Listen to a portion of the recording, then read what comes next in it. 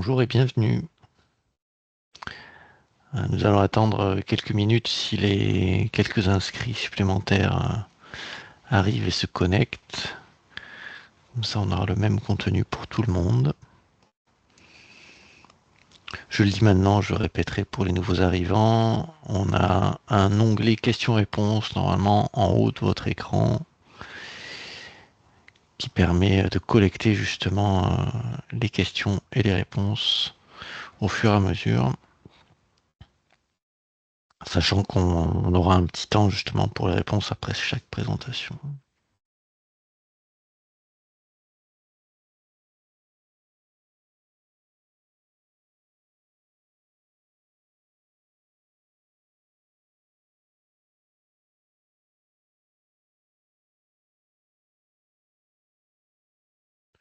Allez, on se laisse 3 minutes peut-être quand même.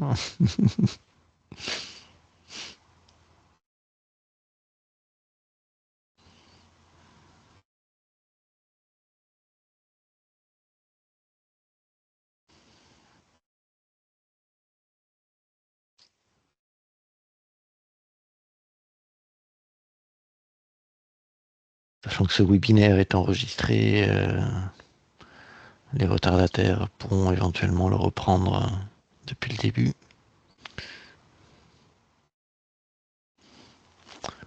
Nous souhaitons la bienvenue aux nouveaux arrivants.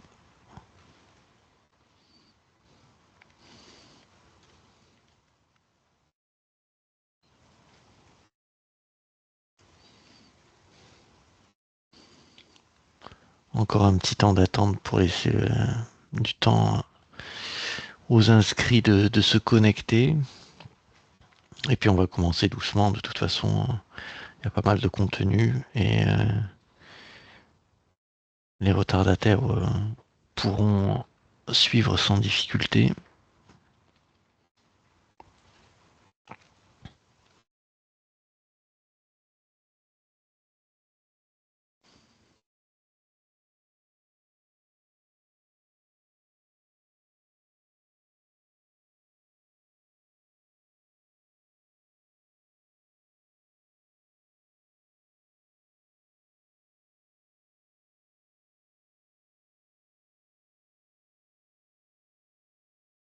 Allez, je suggère qu'on se lance pour pas prendre trop de retard sur le programme.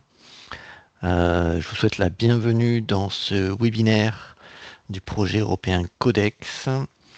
C'est un webinaire qu'on appelle aussi Farminar parce que finalement, il permet de revenir sur des événements qui ont eu lieu sur des fermes expérimentales en lien avec le numérique et le machinisme. Aujourd'hui, donc, nous sommes 4 intervenants avec Alexia Gobrecht, INRAE, qui nous parlera de l'évaluation des coûts et bénéfices des nouvelles technologies, en tout cas de la façon dont ce projet a été conçu en guise d'introduction. Ensuite, Philippine Pietrement de l'IFV reviendra sur un événement au Vinopole sur la présentation de robots viticoles. Je prendrai la suite pour évoquer les essais sur l'autoguidage en viticulture et les différentes technologies testées, d'autant qu'elles ont été testées en collaboration avec l'Institut Agro et nous avons avec nous Johan Vallot qui apportera un regard complémentaire sur la manière d'évaluer ces technologies. Avant qu'on démarre officiellement les présentations, je le redis, il y a un onglet questions-réponses en haut de votre écran normalement. Donc vous pouvez y laisser toutes vos questions au fur et à mesure des présentations et on prendra un petit temps entre chaque présentation pour faire le point. Enfin, sachez que vous pouvez déjà préparer vos smartphones si vous avez envie de participer au Mentimeter qui sera présenté à la fin de la présentation sur la journée consacrée à la robotique viticole. Alors un Mentimeter, c'est un petit sondage en ligne qui permet un petit peu de débriefer tout simplement la présentation. Bienvenue encore à tous et donc je vais laisser la parole à Alexia Gobrecht. Très bien, merci beaucoup Christophe. Donc je vais vous parler un petit peu du contexte dans lequel s'inscrit ce Farmina ou ce ce webinaire, qui est le projet Codex. Voilà, juste demander confirmation que vous voyez bien mon diaporama. Ok, super, merci. Donc effectivement, dans le cadre de ce projet européen, on a des espaces en fait d'échange et de présentation finalement des résultats du projet auprès de la communauté, on va dire, de chacun des pays qui participent au projet. Et donc, c'est une belle opportunité aujourd'hui de faire ce séminaire autour de la robotique et de l'autoguidage. Donc, quelques mots juste sur le projet européen Codex. Donc, c'est vraiment un projet qui s'articule autour de ce qu'on appelle aujourd'hui l'agriculture numérique. Et on s'intéresse plus particulièrement à essayer de comprendre tous les avantages et les inconvénients ou les coûts de ces technologies numériques en regardant à la fois les conditions de diffusion, en fait, dans quelles conditions, dans quels écosystèmes ces technologies numériques sont diffusées, comment elles arrivent jusqu'à vos oreilles, que vous soyez conseiller ou agriculteur. Euh, Aussi en regardant les conditions d'adoption, en fait, comment se fait l'adoption. Ce sont des phénomènes qui sont assez phasés. Au début, on s'intéresse à la technologie, on peut l'essayer, la tester, regarder des démonstrations, l'acheter, etc. On peut l'abandonner en cours de route. Donc, on regarde un petit peu ce processus-là. Et on regarde aussi les conditions d'usage. Et à travers ces conditions d'usage, on essaie de comprendre justement quels sont les coûts et bénéfices de cet usage, parce que l'usage de technologies numériques va transformer des pratiques et que ces transformations-là vont avoir des impacts différents, que ce soit sur l'environnement, sur vos systèmes économiques ou même des impacts dits sociaux humains. Donc, dans le projet Codex, il y a une vingtaine de ce qu'on appelle des Living Labs. Donc, des Living Labs, c'est des communautés pratiques qui se organisent autour d'une thématique, donc un cas d'usage, par exemple. Donc, vous voyez ici les petits points à travers toute l'Europe. Et dans chacun de ces Living Labs, on a un cas réel qu'on va étudier à travers tous les angles que je viens d'expliciter juste au-dessus. Il se trouve qu'on a un autre projet en parallèle, peut-être dont vous avez entendu parler, qui s'appelle Occitanium, qui est aussi un Living Lab en Occitanie sur l'usage du numérique, et qu'on a contribué avec on va dire deux cas d'usage d'Occitanium dans le projet européen Codex, donc en viticulture, et c'est l'objet aujourd'hui de ce webinaire, et puis également en élevage autour des petits ruminants dans l'Aveyron, pour la production de fromage de Roquefort. Voilà. Et donc, qu'est-ce qu'on regarde, nous, plus spécifiquement à INRAE? On essaye de comprendre, en fait, en quoi les transformations liées à l'usage du numérique vont avoir des impacts différents sur l'environnement. Donc, par exemple, la réduction d'intrants, forcément, ça va se répercuter sur des impacts moindres en termes environnementaux, mais peut-être que l'usage du numérique en tant que tel peut aussi produire des impacts. Donc, on essaye de regarder ça. On regarde aussi tout ce qui est retour sur investissement. Et un petit peu nouveau, on regarde aussi tout ce qui est impact social humain. Donc, qu'est-ce que ça transforme chez l'agriculteur, la charge mentale, la montée en compétences, est-ce que ça diminue le temps de travail, est-ce que ça l'augmente, etc. Donc, on regarde un petit peu tous ces paramètres-là dans ces différents cas d'usage. Et donc, pour en revenir sur le cas d'usage en viticulture, on a essentiellement travaillé sur le désherbage mécanique assisté par autoguidage. Voilà, donc c'est quelques éléments qui seront présentés par la suite aujourd'hui.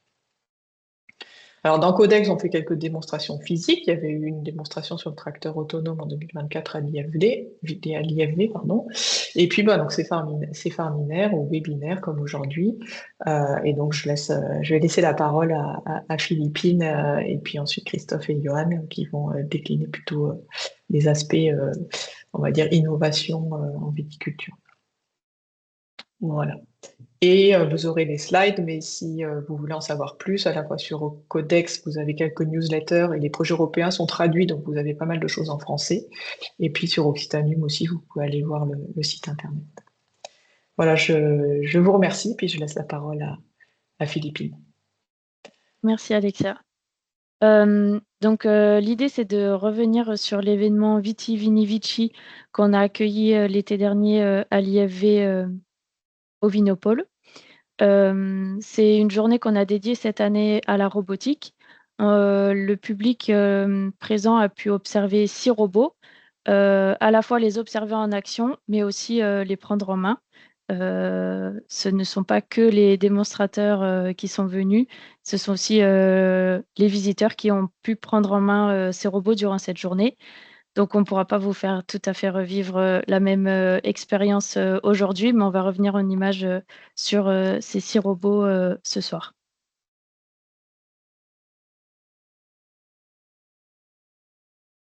Donc, je lance la vidéo. Attendez, je suis pas sûre d'avoir mis le son.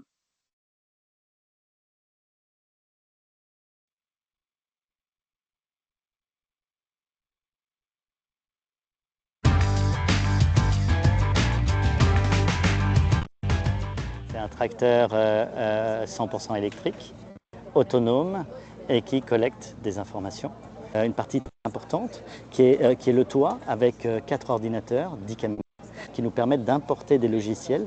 Ces logiciels pourront permettre de reconnaître les maladies sur la vigne ou sur les arbres, pourront aussi identifier les pieds morts, donner un mapping, donner une information aussi sur les sols, la sécheresse, l'humidité aussi. On a voulu faire une machine qui est électrique et surtout une machine qui se guide tout seul, mais où on vous garantit à vous, viticulteurs, la sécurité d'usage. C'est un enjambeur, il fait 2 tonnes à peu près. En termes de vitesse, le maximum, on va à 4,5 km/h. En termes d'autonomie, on va travailler entre 8 et 12 heures. La clé d'une bonne navigation, c'est une bonne cartographie. Ce qui compte, c'est d'avoir en fait une précision de la zone où les outils vont travailler. La gestion du sol et du végétal, c'est ce qu'on est en train de faire et de déployer aujourd'hui. Aujourd'hui, on vous présente le robot RX20 de Poulenc. On est opérationnel à partir des vignes de 1,20 m jusqu'à 3 mètres. Voilà, donc on est sur un robot qui a été conçu pour être vraiment léger et polyvalent. On est sur un robot qui a une motorisation hybride. Ensuite, en opération, la batterie permet de se charger, se décharger, donner des compléments de puissance en cas de pic de charge, en cas de vraiment un travail ponctuel. Et ça permet d'alléger du coup le travail du moteur thermique. Et ensuite, vous avez une centrale hydraulique. Et ça vous permet d'alimenter le jeu d'outils. Je me présente, Christophe Négrier, je suis le fondateur de Romax Viti. C'est un robot viticole compact et multitâche qui peut atteler tous vos outils. Il est équipé d'un relevage 3 points classique sur hydraulique. 100% électrique, 100% autonome. Il se base sur un réseau RTK donc pour pouvoir naviguer en toute autonomie. Et il est équipé donc, de caméras à l'avant et sur les côtés pour la gestion d'obstacles.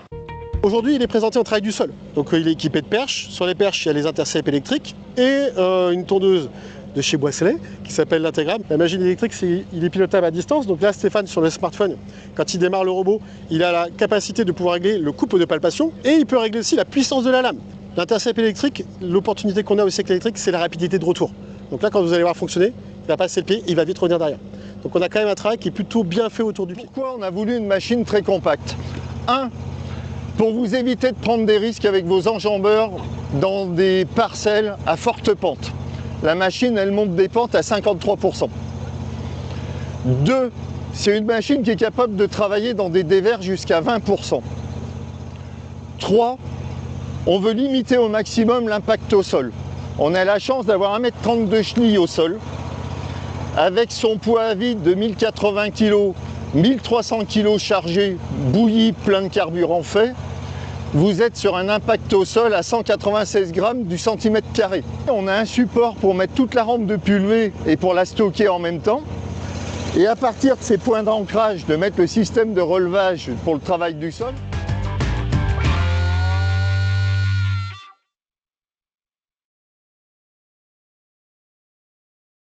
Donc voilà un petit retour en image sur cette journée. Et je vous propose d'interagir via un petit questionnaire voilà, pour tester un peu vos connaissances sur ces robots. Est-ce qu'il y en a que vous connaissiez déjà Est-ce que, enfin voilà, sur les robots et leurs usages. Donc, soit vous pouvez interagir directement via la fenêtre Teams, sinon je vous invite à prendre votre téléphone pour flasher le QR code ou alors vous rendre sur menti.com et entrer le code qui s'affiche à l'écran.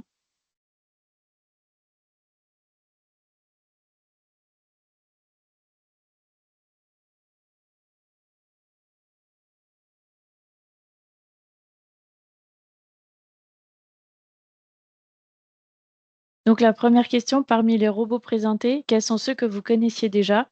Parmi le Monarch, le Tête de Nayo, le RX-20 de Poulenc, le Romax VT, le Bacchus de VTBot et le YV01 de Yanmar.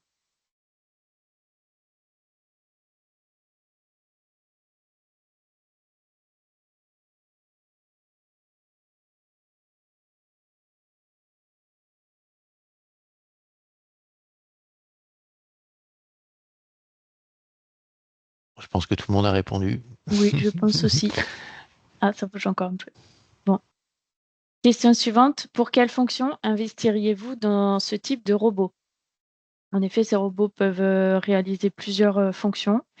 Donc, pour quel usage est-ce que vous investiriez dans un robot?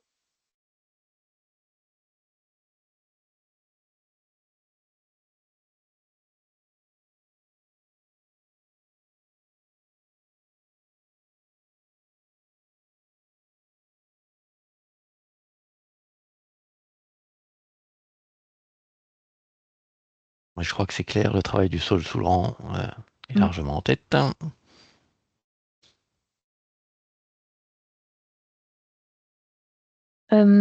Ici, on va essayer de voir quels sont pour vous les avantages apportés par ces robots. On va vous demander donc de classer par ordre d'importance les quelques avantages que nous avons listés ci-dessous.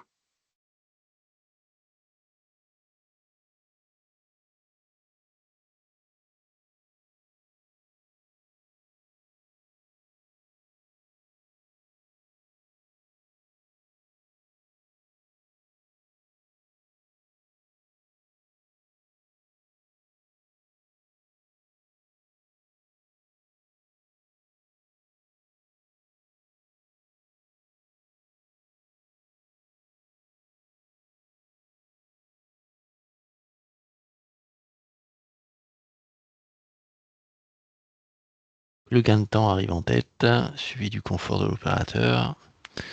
Et l'image de l'agriculture est bonne dernière. Donc on se focalise sur les choses opérationnelles. Et qui dit avantage dit aussi inconvénient. Donc, on a listé quelques inconvénients ci-dessous et on vous demande de les classer par ordre d'importance pour vous.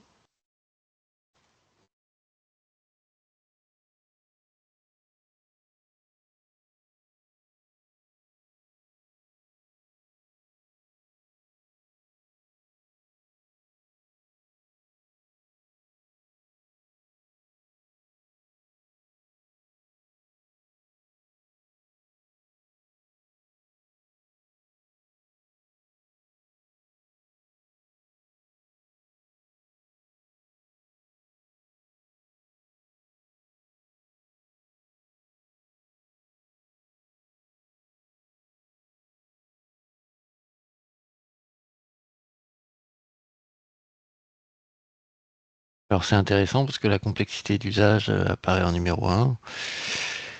Et derrière, il y a la dépendance au SAV et la charge mentale qui augmente.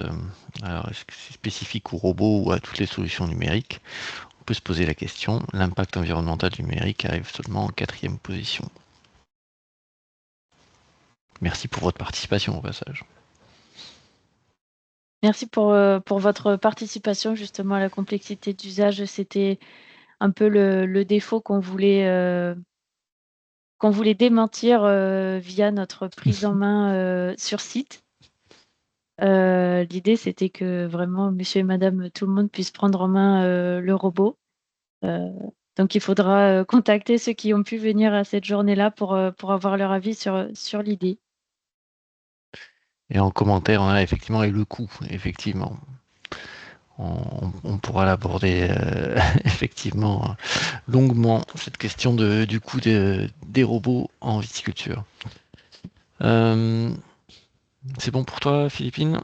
Oui, c'est bon. Impeccable. On va passer à la suite, qui concerne toujours les activités sur la ferme, hein. C'est le principe du Farminard. Et donc on va passer aux essais en lien avec l'autoguidage dans les vignes. l'autoguidage pour les tracteurs vignerons, avec en perspective effectivement de l'utiliser pour le travail du sol sous le rang, puisque c'est compliqué.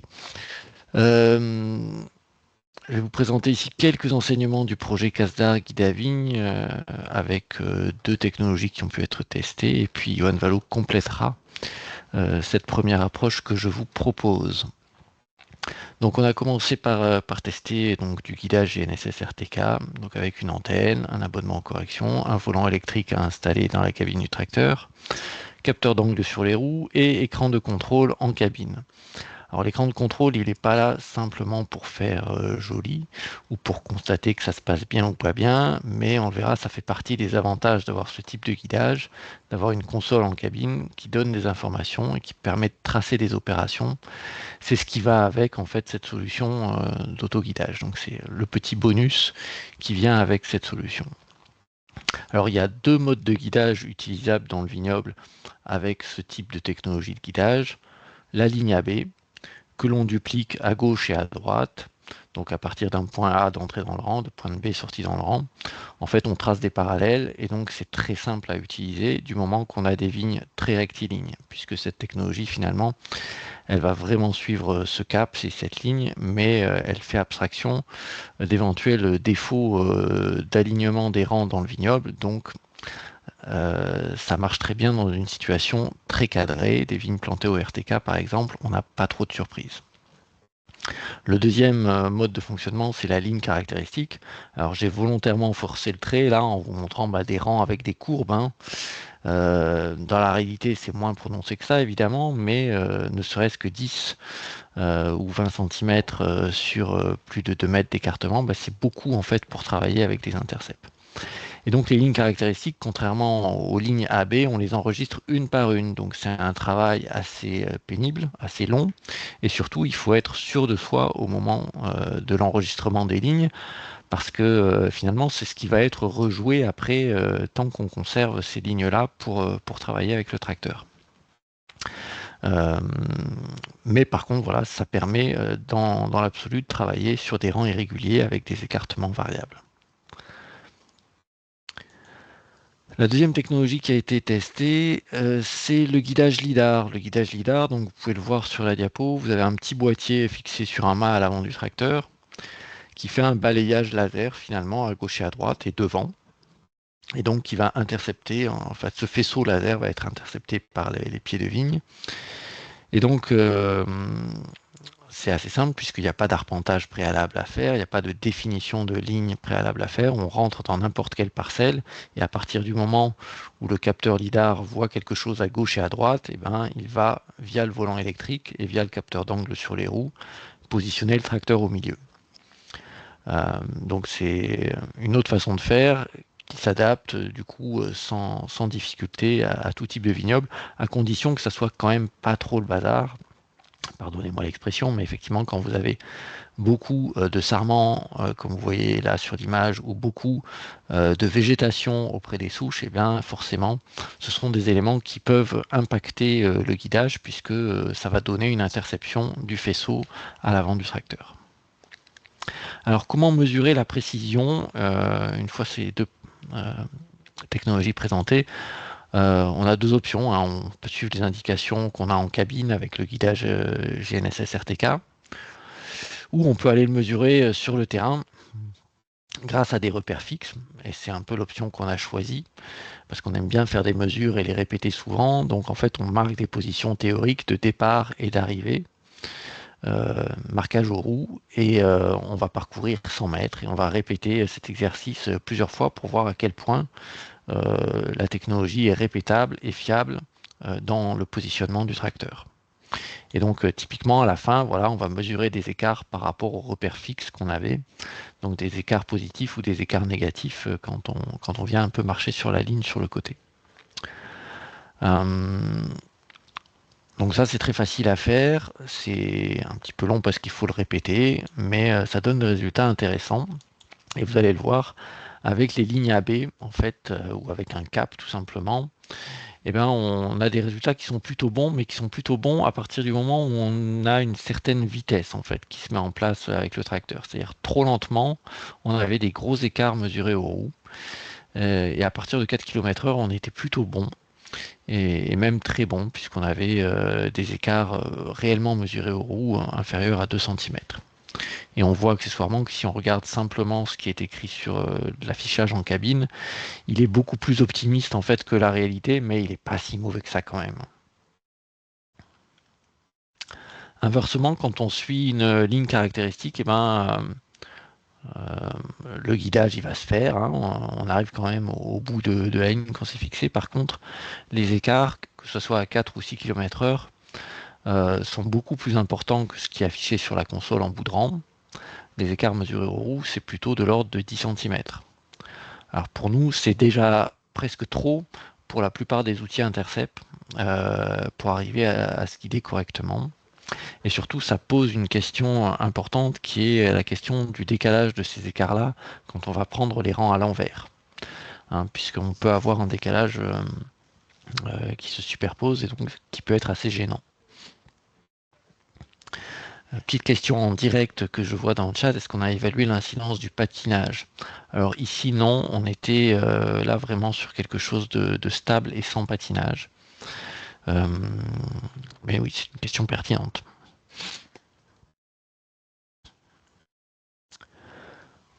Donc conclusion, pour le guidage RTK, on peut faire confiance à la précision du guidage des lignes AB, hein, avec un cap.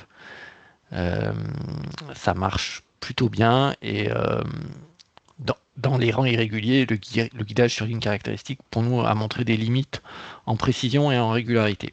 Et donc, à l'usage en conduite, on a une confiance faible associée à ça. On est très souvent tenté de reprendre le volant, notamment pour une raison qui est liée au mode de guidage, qui cherche en fait le point suivant très proche à chaque fois. Et donc, il peut y avoir des corrections assez violentes du volant, ce qu'on a beaucoup moins avec le guidage sur un cap, puisque finalement, j'aime pas trop dire ça d'un système, mais le système voit loin, le système se dirige avec un horizon et pas juste en regardant devant son nez, pour donner une image.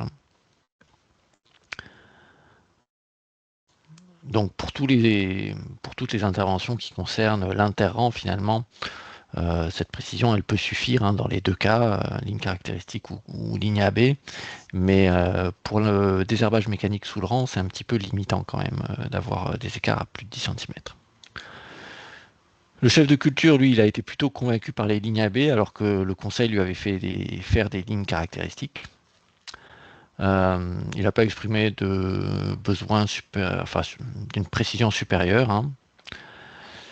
Et on a relevé quand même quelque chose d'intéressant et à corriger sur des versions qui seraient dédiées vraiment à la viticulture, c'est qu'on a la possibilité de décaler ces lignes en cours de travail quand on s'aperçoit qu'il peut y avoir un petit décalage de quelques centimètres à gauche ou à droite. Et donc il y a des boutons qui sont prévus pour décaler ces lignes. Le problème, c'est que ça n'enregistre pas le décalage, donc d'une fois sur l'autre, on va être obligé de rappuyer sur le bouton. Et là, sur le système, c'est pas un bouton physique. C'est un bouton sur un écran. Donc si vous connaissez la conduite dans un tracteur, c'est pas évident de mettre le doigt sur un bouton sur un écran, en fait, alors que ça serait bien d'avoir un bouton physique sous la main qui permettrait de ne pas quitter le travail des yeux pour appliquer la correction.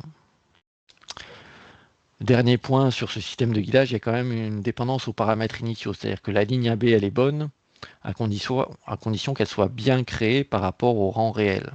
C'est-à-dire ça repose toujours sur un enregistrement. C'est-à-dire que vous êtes dans le tracteur, vous appuyez sur bouton A, c'est là, et vous arrivez au bout du rang, vous appuyez sur bouton B, on est là. Si vous avez créé un petit angle par rapport au rang qui vous entoure, simplement parce que vous étiez quelques centimètres un peu à gauche au point A et quelques centimètres un peu à droite au point B, et bien cet angle il sera toujours reproduit. Et donc vous aurez toujours une impression d'imperfection, alors que le système, lui, il se guide très bien. Okay, c'est ça la dépendance aux paramètres initiaux. Je passe au guidage lidar.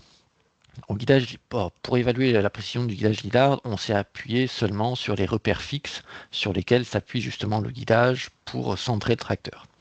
Et en l'occurrence, là, on a pu le faire avec un semoir. à l'automne. Pourquoi c'est intéressant de le faire avec le semoir? C'est parce qu'il laisse des lignes très facilement lisibles et à partir desquelles on peut faire des mesures très régulières sur les côtés, sur des repères fixes, que ce soit les pieds de vigne ou les piquets. Et donc on va pouvoir déterminer des écarts à la trace idéale grâce à ce système-là. On va pouvoir faire beaucoup de mesures et donc avec des paramètres variables comme des rangs avec une pente faible, des rangs avec une pente forte. Et puis on va regarder tout ça. Donc, quels sont les écarts que l'on constate sur des rangs à faible pente? Je vous montre un petit peu les valeurs absolues qu'on a. Donc, avec un guidage automatique lidar en bleu et avec un guidage manuel en vert. Ok. Donc, globalement, vous voyez que il y a des moments où le chauffeur, il est bon en vert. Il est très proche de la ligne idéale puisqu'il n'y a pas trop d'écart. Il n'y a pas trop d'écart de centrage en fait. Hein. Et puis il y a des moments où il a des gros écarts, indépendants de sa volonté, jusqu'à 15 cm, alors que le système d'autoguidage lidar, lui, il reste autour de 5 à 7 cm maximum d'écart, ce qui est plutôt performant. En revanche, quand on va dans la pente avec un petit peu de dévers, ce qui se passe, c'est que le système d'autoguidage lidar, là, il devient un peu moins performant que le guidage manuel. Ou que la conduite manuelle. Pourquoi? C'est simple à comprendre quand vous avez déjà été dans un tracteur et que vous conduisez avec un peu de dévers, vous anticipez ce dévers pour positionner le tracteur correctement avec un petit peu de contre-braquage. Alors que le système d'autoguidage, lui, il va corriger des erreurs, il va corriger des écarts à la ligne idéale. Donc il va attendre toujours qu'un décalage se crée pour corriger, se retrouver dans une position qu'il n'a pas forcément anticipée parce que la pente elle est ce qu'elle est. Et donc là, on dégrade beaucoup la précision en fait du guidage par rapport à ce qu'on peut avoir avec un chauffeur expérimenté. Et alors ça, a priori, on l'aurait un peu moins avec le guidage RTK, parce que le guidage RTK, normalement, il a une centrale inertielle aussi qui lui dit dans quelle situation il est. Alors, une autre façon de montrer les choses, c'est ça. Hein. La précision et la régularité, les minimums et maximums obtenus avec une pente faible en guidage automatique. Donc en bleu, c'est la moyenne de la valeur absolue des écarts. En vert, c'est l'écart type, juste après. Il me manquait une valeur dans ma diapo, je suis désolé. Bref, vous voyez globalement que le maximum de valeur absolue des écarts, il est supérieur en guidage manuel, ce qui montre que on est moins régulier. C'est ça que ça montre en fait, hein, les écarts types. Plus l'écart type est faible, plus on est régulier. Et accessoirement, la valeur absolue des écarts montre aussi que le guidage automatique est supérieur. Avec une pente un peu plus forte, même topo, et on retrouve les éléments vus précédemment, le guidage automatique est un peu moins performant en valeur absolue, et il est aussi un peu moins performant en régularité, puisque les écarts types, donc en vert, sont supérieurs à celui obtenu avec le guidage manuel. Le principal intérêt donc de ce deuxième mode de guidage, ça reste de pouvoir activer un autoguidage dans toutes les parcelles, y compris celles qui sont compliquées, qui ont des rangs qui ne sont pas parfaitement alignés ou parallèles, sans aucun arpentage préalable. Donc c'est vraiment presque une installation très basique. Hein. On le branche et ça doit fonctionner avec un peu de paramétrage préalable quand même, notamment sur l'inclinaison qu'on donne au capteur pour aller chercher plus ou moins loin les cèpes. Hein. Il y a plus de 80% des écarts qui sont inférieurs à 5 cm lorsqu'il n'y a pas de dévers, donc ce qui est plutôt acceptable pour un travail du cavaillon. Au-delà, ça serait compliqué. Et puis, je le redis, en situation de dévers, l'autoguidage lidar perd de son intérêt vis-à-vis de l'expérience du chauffeur. Je finis cette présentation en réinsistant sur l'importance aussi de la dépendance aux paramètres de travail, la régularité du sol, la présence d'ornières, l'effort rencontré dans l'outil. Tout ça, ça va impacter la manière dont le guidage se passe, puisque ça va impacter l'effort sur les roues et la position du tracteur. Hein. Et le poids de l'outil, quand on a de la pente et du dévers, fait aussi partie de l'équation. Et donc, plus on a un système qui est capable d'anticiper, mieux c'est. Et inversement, quand il ne fait que corriger les écarts, il devient mauvais. J'en reste là.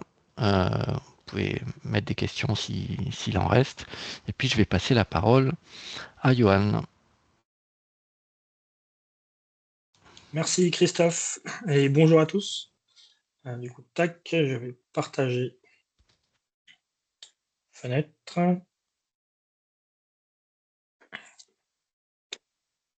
Hop. Du coup, là, l'idée, c'est de poursuivre un peu le travail qu'a présenté Christophe. Donc, il s'inscrivait dans les projets Vici des guides à vigne. Et ces projets-là, ils visaient à évaluer l'autoguidage. Donc, c'est les résultats qu'a montré Christophe. Et nous, de notre côté, sur l'Institut Agro Montpellier, on a essayé de tester comment l'autoguidage impactait les conditions de la conduite et comment se comportait un peu le tractoriste vis-à-vis de cet autoguidage-là. Et on a pris donc l'exemple de désherbage mécanique sur le rang pour voir quels sont les impacts de cette technologie-là sur le comportement du conducteur. Ce qu'on a souhaité faire, c'était évaluer deux choses. Vraiment, comment se comporte le tractoriste? Est-ce qu'il fait évoluer son activité vis-à-vis de l'autoguidage par rapport à une conduite manuelle? Et la deuxième question qu'on voulait poser, c'était évaluer la charge mentale ou physique, la charge qui pèse sur le conducteur. Est-ce que celle-ci, elle évolue? Est-ce que c'est toujours les mêmes questions ou pas? C'est des questions auxquelles on a essayé de répondre. Hop. Du coup, ce qu'on a fait là, c'est on a pris une parcelle, hein, vous voyez, une parcelle qui fait presque 3 hectares. Et on a divisé en deux cette parcelle. Et un rang sur deux, on a fait le désherbage mécanique du rang en autoguidage, et un rang sur deux, on l'a fait en conduite manuelle. On a demandé au chauffeur qui est sur le domaine du chapitre, donc le domaine de l'Institut Agro Montpellier, de réaliser cette opération. Donc c'est un chauffeur qui est relativement en début de carrière, on va dire, donc que 3 ans d'expérience et 3 ans aussi avec l'outil autoguidage. Donc il avait déjà utilisé plusieurs fois l'autoguidage. Voilà, le temps là, pour réaliser l'entièreté de la parcelle, il l'a fait environ en 2 heures. Et on a utilisé un système d'autoguidage par géolocalisation en seconde monde, donc c'est ce qu'a présenté Christophe. Et là, nous, celui qu'on avait, donc pour ceux qui connaissent, c'est un système Topcon qu'on a fait installer en 2022, 2021 ou 2022, je sais plus, sur le domaine, justement dans l'objectif de le tester en conditions réelles. Alors, pour évaluer le comportement du conducteur, on s'est dit, on va le filmer. On va regarder un peu ce qu'il fait et on va regarder toutes les actions qu'il fait, principalement en se concentrant sur le regard. On s'est dit que le regard, c'était un indicateur de l'activité ou de la question que se posait au moment T le conducteur. Et donc on a dit à chaque fois que le conducteur regarde derrière ou dans les rétroviseurs, on estimait qu'il était en train de contrôler le fonctionnement de l'outil et de l'activité de désherbage. À chaque fois qu'il regardait soit devant, soit la console, donc la console, hein, c'est la console qu'a présenté Christophe, on considérait qu'il était plus dans le contrôle de la conduite du tracteur. Est-ce que le tracteur allait droit? Est-ce qu'il était vraiment au centre du rang? Et après, on avait toutes les autres activités. Regarder la vigne, est-ce qu'il passait plus de temps sur son smartphone, qui correspondait éventuellement à d'autres tâches. Et ce qu'on a regardé, c'est le pourcentage. Est-ce que ce pourcentage-là, des différents temps passés, il évolue entre le moment où il fait une conduite manuelle et le moment où il utilise l'autoguidage? Hop. Et donc là, tout de suite, pour les résultats, donc là, on vous montre un peu une petite vidéo de ce que ça donne. Donc là, on voit bien en fait donc on remercie Eric, le conducteur, qui a accepté d'être filmé pour cette opération-là. On voit bien, c'est en fait ces changements de regard, ces changements il tourne la tête, il regarde dans le rétroviseur, il se retourne, il regarde devant. On arrive bien à voir ces différentes activités. Donc là, il est en autoguidage, on le voit, les mains ne sont pas du tout actives au niveau du volant. Mais on voit qu'il passe du temps, il alterne entre devant, derrière, les rétroviseurs pour contrôler tout ça. Donc ce qu'on voit en bas à gauche, c'est en fait le pourcentage de temps passé en fonction des endroits où il a regardé. Donc pour rappel, la gestion de l'outil, désherbage, c'est quand c'est dans les rétroviseurs et derrière. Gestion de la conduite, c'est quand c'est la console et devant. Et autre, c'est s'il fait quelque chose d'autre. Alors, ce qu'on a remarqué, c'est que globalement, en autoguidage, je ne sais pas si vous voyez ma souris ou pas, mais très bien. Donc, en autoguidage, en fait, il va passer moins de temps à gérer la conduite, ce qui est quand même assez logique, en fait. Mais ça indique quand même une certaine confiance dans l'outil. C'est qu'il continue à vérifier ce que fait, quand je dis l'outil, pardon, je parle de l'autoguidage. Donc, il a une certaine confiance dans l'autoguidage, mais il continue à surveiller ça. Et en fait, ce temps gagné à pas gérer la conduite, il va le reporter pour gérer le désherbage à l'arrière et vérifier que tout se passe bien à l'arrière. Alors, ça ne veut pas dire qu'il a plus d'actions réalisées, d'intervention sur l'outil, mais il passe plus de temps à contrôler cet aspect-là. Et ce qu'on voit aussi, c'est que, en fait, il passe pas forcément, alors dans notre situation, il n'a pas passé plus de temps à faire autre chose. On aurait pu se dire, en fait, comme il conduit plus, il va passer plus de temps sur le smartphone, il va passer plus de temps à regarder la vigne, à regarder ailleurs. Nous, ce qu'on a observé, ce n'était pas forcément le cas. Donc, c'était vraiment un report du temps sur la gestion de la conduite vers la gestion de l'outil du désherbage. Et pour rappel, on est quand même sur une opération de désherbage mécanique sous le rang.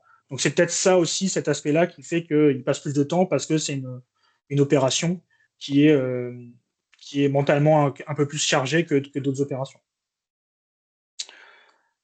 Au niveau de la charge mentale et physique, en fait, ce qu'on a regardé, on a regardé assez simplement, en fait, ce qu'on a trouvé dans la littérature, dans la bibliographie, c'est que le rythme cardiaque, il était positivement corrélé et assez bien corrélé avec la charge physique et ou mentale, et qui marquait en fait le stress du conducteur. Les études ont montré que quand on mesure le rythme cardiaque, plus il est élevé, plus ça peut marquer un stress dans l'opération que la personne est en train de réaliser. Donc, on a tout simplement utilisé une ceinture cardiaque thoracique que vous trouverez chez différents marchands. Ce n'est pas quelque chose de haut de gamme, mais qui a une certaine précision de 0,4 battements par minute. C'est assez important pour ce pouvoir voir par la suite. Et qui va faire une mesure toutes les 5 à 30 secondes. Donc ça, là, on n'a pas la maîtrise dessus, c'est assez aléatoire, mais on a pu géolocaliser en fait ces mesures-là. Et du coup, on a pu comparer en fait le mesure avec autoguidage et les mesures en conduite manuelle. Donc là, ce que vous voyez, c'est un peu, il y a beaucoup de points à gauche. Donc en bleu, c'est à gauche, là, c'est tous les points, tous les relevés de fréquence cardiaque. À droite, c'est tous les points de fréquence cardiaque qui ont été mesurés avec l'autoguidage. Alors nous, la première conclusion qu'on a eue, c'était quand même qu'on a un chauffeur qui est assez sportif, parce que moi, ce niveau de battement cardiaque, même en dormant, je ne pense pas que je l'atteins. Voilà, c'est petit aparté. Mais du coup, l'idée, c'était un peu de comparer en fait les moyennes de battements par minute. Donc là, ce qu'on a constaté, c'est qu'entre la conduite manuelle et l'autoguidage, il y avait environ en moyenne 2 battements par minute, avec une différence qu'on dit statistiquement significative, qui a suffisamment d'écart pour qu'on puisse conclure sur le fait qu'elles sont différentes. Donc, on voit en fait cette petite baisse du rythme cardiaque, où on peut soupçonner en fait une baisse du stress vis-à-vis de cette opération-là de la part du conducteur. Il se pose moins de questions. Après, on reste sur une baisse qui est légère, mais qui est marquée. Et quand on regarde un peu l'importance en fait du battement par minute, il y a certaines études qui disent quand même que ne serait-ce qu'un battement par minute d'écart, ça fait quand même une différence sur toute une carrière de travail. Donc ça, voilà, ce qu'on montre là, c'est vraiment l'autoguidage il diminue la charge mentale et la charge que le conducteur a sur sa conduite. Tac. Donc là, sur les conclusions un peu qu'on a eues, sur le comportement du conducteur, ce qu'on a constaté, c'est quand même, on a un temps qui est gagné au niveau de la conduite et qui est reporté sur le contrôle de la qualité de l'opération. Donc ça, c'est intéressant parce que on pourrait se poser la question de est-ce que du coup, ça permet d'améliorer en fait la qualité du désherbage. Ce qu'on a regardé aussi, du coup, de la charge mentale et physique, eh ben, on voit que c'est quand même quelque chose qui est plus faible avec l'autoguidage. Donc, un rythme cardiaque qui est plus faible, donc qui marque quand même, qui montre qu'il y a moins de stress. Mais bon, sur notre étude, voilà, on a quand même quelques limites. Hein. On a tout fait ça, c'est quand même quelque chose qui est assez limité dans le temps et l'espace. On l'a fait qu'une seule fois, et on n'a qu'un seul conducteur avec un rythme cardiaque qui est quand même très faible. On est dans une situation idéale pour une conduite en autoguidage par géolocalisation, VIN plate, Panto RTK. Donc ça rejoint un peu ce que disait Christophe avant, où en fait, ce qu'on voyait en fait sur les lignes AB. Donc nous, on a utilisé vraiment des lignes AB. Et en fait, on est vraiment sur une situation idéale parce que c'est l'autoguidage, en fait, il marche bien dans ces conditions-là. Donc ouais, c'était un peu la limite qu'on avait. On n'aurait pas du tout les mêmes résultats si on était dans une situation de dévers qu'a présenté Christophe, où éventuellement le conducteur devrait régulièrement reprendre la main parce que l'autoguidage lui fait peur. Donc forcément, si l'autoguidage lui fait peur, là le stress est beaucoup plus important. Donc voilà, mais ça reste des résultats qui sont intéressants. Et j'ai rajouté une petite diapo conclusion générale un peu sur les projets qu'on a eu avec Christophe sur l'autoguidage. Ce qu'on avait mis, c'était quand même que c'était un outil, l'autoguidage en tout cas, qui a un potentiel intéressant, qui a un potentiel important. Et notamment, sur les retours qu'on a eus, c'est que ça facilitait donc le travail mécanique, mais aussi sur le travail de nuit. On a eu pas mal de retours là-dessus parce que la console, elle facilite le travail de nuit en évitant, par exemple, de louper des rangs en pulvérisation ou ce genre de choses. Nous, on a un domaine qui est en milieu semi-urbain. Du coup, il y a des habitations autour. Du coup, le travail phytosanitaire se fait plutôt de nuit. Et en fait, c'était un outil qui trouvait très intéressant sur cet aspect-là parce que ça évite de repasser dans les rangs ou de sauter des rangs. Ça facilite le travail là-dessus. Mais ce qu'a dit Christophe, hein, c'était vraiment un outil qui n'était pas forcément adapté à tous les vignobles, en fonction de la pente, en fonction de est-ce que les rangs sont parallèles, est-ce que voilà, donc l'outil n'est pas forcément adapté à tout. Et il y a un enjeu, c'est l'acceptation par les utilisateurs. Donc nous là, en tout cas au domaine du chapitre, les conducteurs l'ont pris en main dans le cadre du projet. Mais c'est quelque chose qui est, voilà, je pense que ça a été souligné dans la question qui a été posée après les robots. C'est quand même quelque chose qui est relativement compliqué à prendre en main parce qu'il y a une console, parce que c'est des nouveaux outils, parce que voilà. Et donc, c'est des choses qu'il faut accompagner vraiment les utilisateurs dessus, accompagner dans l'usage, mais aussi accompagner dans la paramétrisation dont a parlé Christophe. Et ce que je voulais souligner, c'est l'apparition récemment en fait de multiples acteurs sur le marché. Ça a un peu bousculé le marché hein, sur l'autoguidage. On avait quand même 4-5 acteurs dominants avec Trimble, Topcon et d'autres qui étaient dominants et du coup qui avaient les prix qu'ils faisaient. Et on a plusieurs acteurs qui sont arrivés, qui ont un peu cassé les coûts. Donc ça vaut le coup de se renseigner sur ce genre de technologie-là pour voir si c'est adapté à sa situation et voir si on a la possibilité d'investir là-dedans. Voilà pour moi. Oui, merci beaucoup, Johan, pour cette présentation complémentaire sur la façon finalement dont la technologie impacte le chauffeur.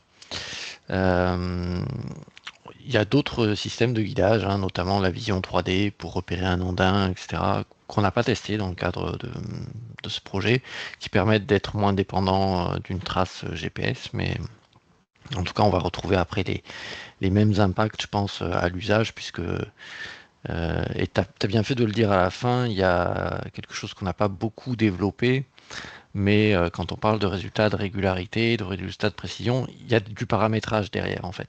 Et forcément, les résultats qu'on a, c'est pour un paramétrage donné sur lequel on s'arrête à un moment donné parce qu'on ne peut pas passer trop de temps non plus à reprendre tous les paramètres. Mais c'est vrai que ça fait partie des choses enfin, pour lesquelles normalement les utilisateurs sont accompagnés pour pas être tout seul devant le paramétrage de l'autoguidage. Et voilà, qui peut être un frein si vraiment on se retrouve tout seul à devoir reparamétrer. Parce qu'il peut y avoir ce qu'on appelle l'agressivité de la correction, c'est-à-dire la vitesse avec laquelle le volant effectue la correction, et puis l'intensité même de cette correction. Est-ce qu'on fait une correction très rapide sur un peu de distance, ou est-ce qu'on fait une correction sur plus de distance, et donc ça amène plus de souplesse. Enfin, tout ça, c'est possible. Il y a des menus très fournis dans les paramétrages de ces outils, mais Parfois trop pour nous. voilà. Et il faut rentrer dedans. Voilà. Et peut-être tu peux parler aussi de l'expérience je crois que c'était le même chauffeur, c'était Eric, qui disait que il y avait, bon, il avait réussi à avoir confiance dans le système suffisamment pour pouvoir justement regarder ailleurs, contrôler ce qui se passe, etc.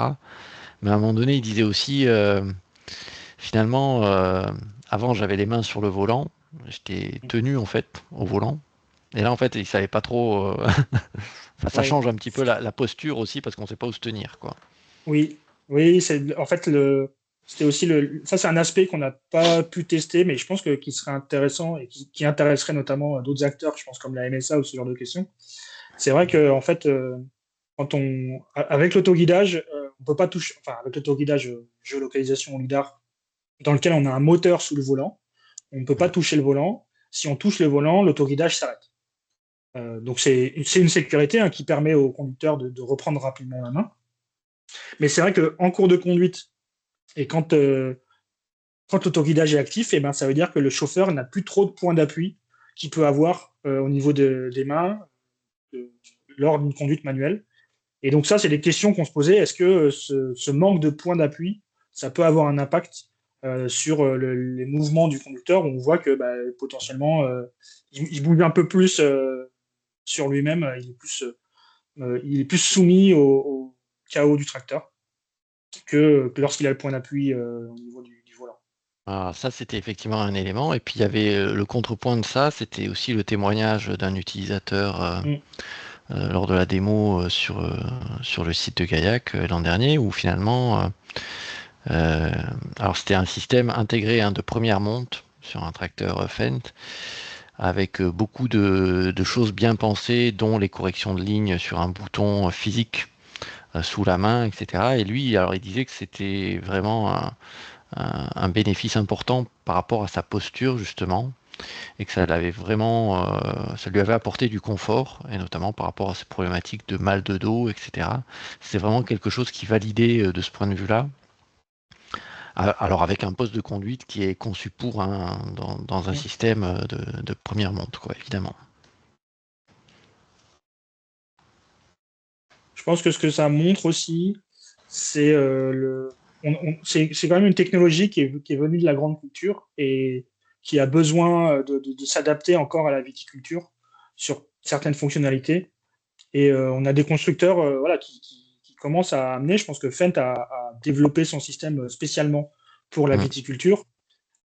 Effectivement, les essais qu'on a eu, Trimble et Topcon, c'était vraiment des choses qui étaient issues de la grande culture et dont les fonctionnalités n'étaient pas forcément adaptées à la viticulture encore au moment où nous on les a testés. Absolument. Bien. Est-ce que parmi les participants, il y a des questions, des choses pas claires qui n'auraient pas été répondues? On a essayé d'être le plus synthétique possible pour faire tout tenir dans cette petite heure, mais si vous avez encore des questions, c'est le moment. Après, ça sera trop tard. En tout cas, merci de votre attention.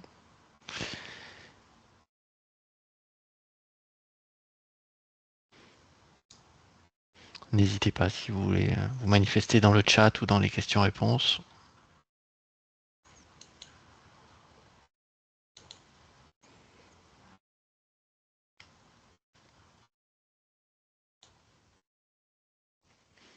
Merci pour votre commentaire.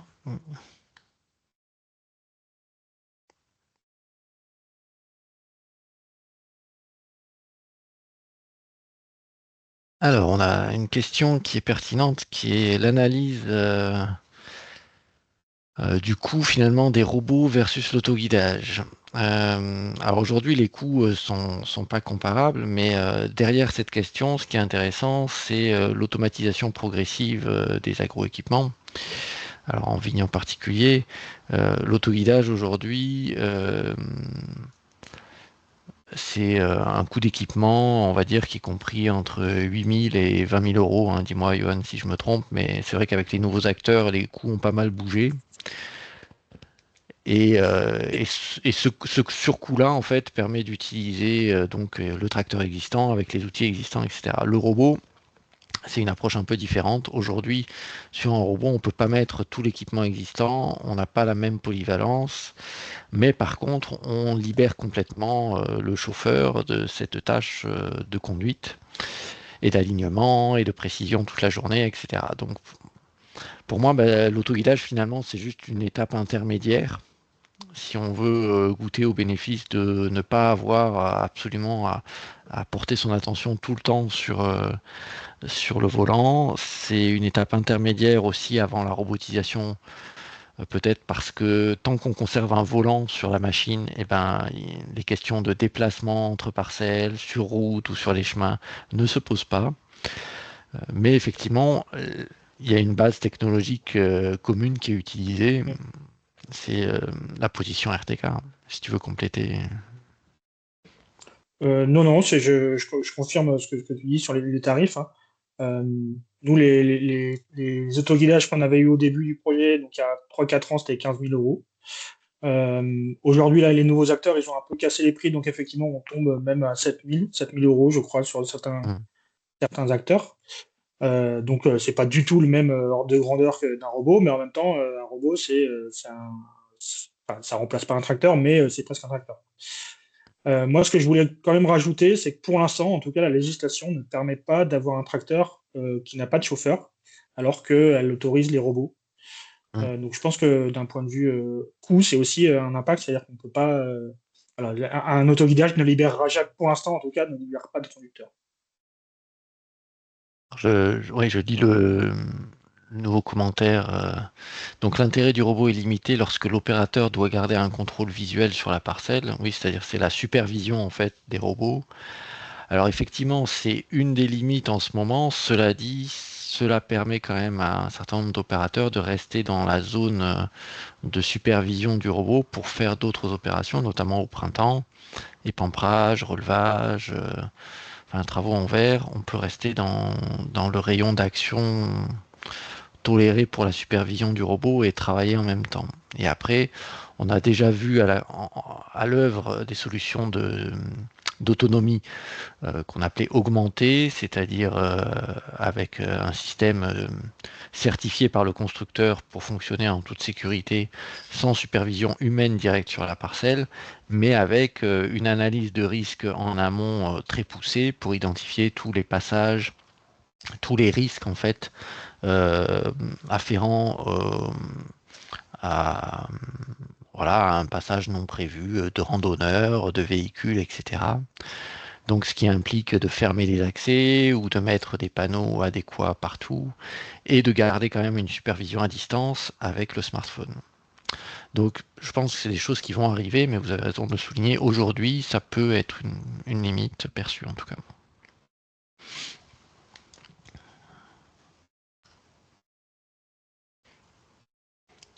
Philippine, Alexia, le mot de la fin?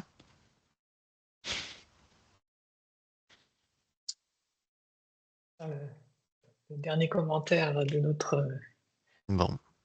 interlocuteur, mais non, merci beaucoup Philippine, Christophe et Johan. Je pense que ça apporte des éléments très intéressants et je pense que là il y a de quoi aussi diffuser ce webinaire plus largement pour les personnes qui voudront réécouter. Donc je pense que c'est précieux et très complémentaire. Voilà, je vous remercie. Okay. Merci à tous en tout cas pour votre attention, votre écoute et les quelques questions que nous avons eues qui permettent d'enrichir les débats. Merci et bonne soirée. Merci. Au revoir. Merci, au revoir. Merci, au revoir.